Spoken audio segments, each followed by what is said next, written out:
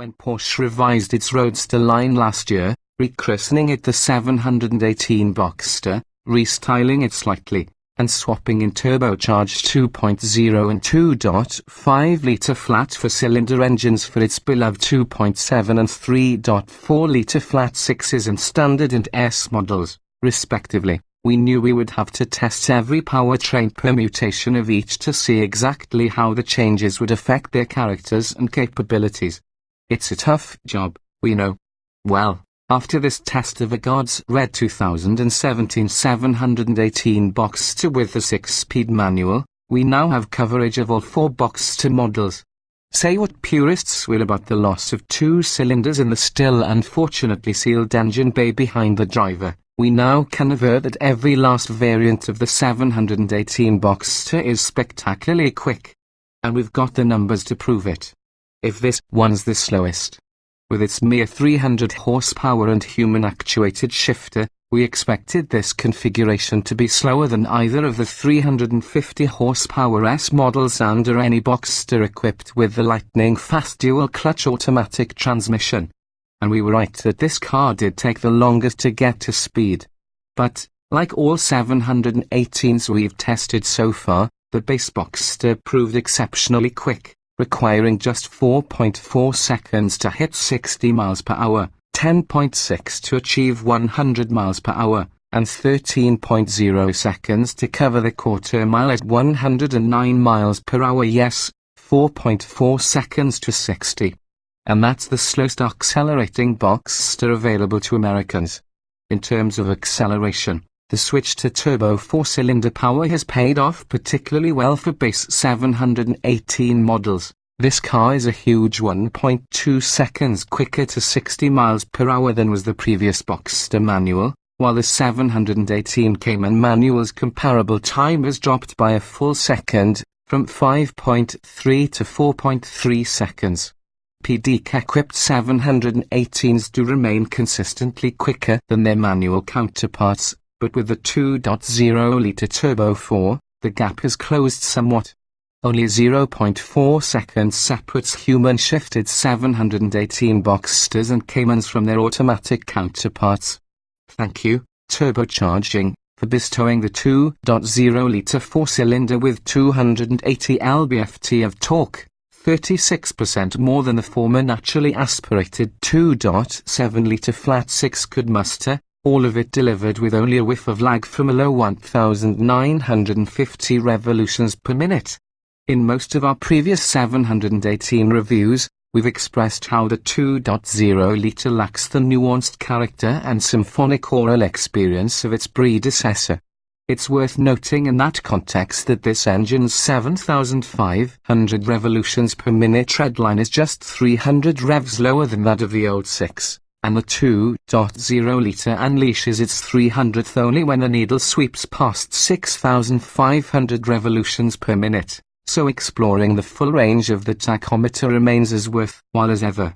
With all the torque on the low and middle revs and peak power still found near the top, pretty much any spot in the 2.0-litre's RPM range could be considered the sweet spot. The result is a car that feels highly alert and more excitable. The base 718 Boxster bares its teeth and bites on command, and with the optional sport exhaust system $2,890, it boasts a mean bark, too. The $10,400 question, while Porsche claims that half a second separates the base Boxster from the S in the run to 60 miles per hour, this car's time trailed that of the 2.5-litre S manual by a mere 0.1 second. That half-second disparity would appear in the run to 100 miles per hour, which the S did in 9.8 seconds, but the base Boxster lost no additional time to the S as it charged toward the quarter-mile mark, even regaining a tenth, and ultimately arriving just 0.4 seconds and 4 miles per hour off the S's result of 12.6 seconds at 113 miles per hour. There's zero daylight between the 718 Boxster and Boxster S manuals in handling, at least if the ONS is equipped, as ours was, with the $1,970 19-inch Boxster S wheels, The $1,790 Porsche Active Suspension Management PASM dynamic dampers that drop the car by 0.4 inch, and the $1,320 Torque vectoring differential. Despite lacking the S's optional Sport Chrono package, which brings a still lower ride height, this Boxster demonstrated 1.01 grams of lateral grip versus the S model's 1.04 grams. At 145 feet, this Boxster's 70 oomph performance was as scintillating as the other three versions, which halted from 70 at 143 or 144 feet. Praise, praise, praise. You've heard it all by now. After publishing 6 prior instrumented tests of 718 Boxsters and the Caymans and naming the pair to our 10 best cars list, it's likely that few readers remain uninformed about the many ways in which we think the cars get all the important sports car things right. Everything from their solid structure to their excellent seating positions, great visibility, clear and sensible instrumentation, and perfectly sculpted steering wheels contributes to driving environments that are nearly ideal. And the precise shift action and communicative clutch found in 718s were the 6-speed stick car benchmarks for those who would understand how a properly engineered 3-pedal manual operates. The Boxster also gets lots of other things right, including its impressive materials and assembly quality. Front and rear cargo holds give it an expected practicality. Fuel economy is near the top of the segment, at 21 miles per gallon in the city and 28 miles per gallon on the highway.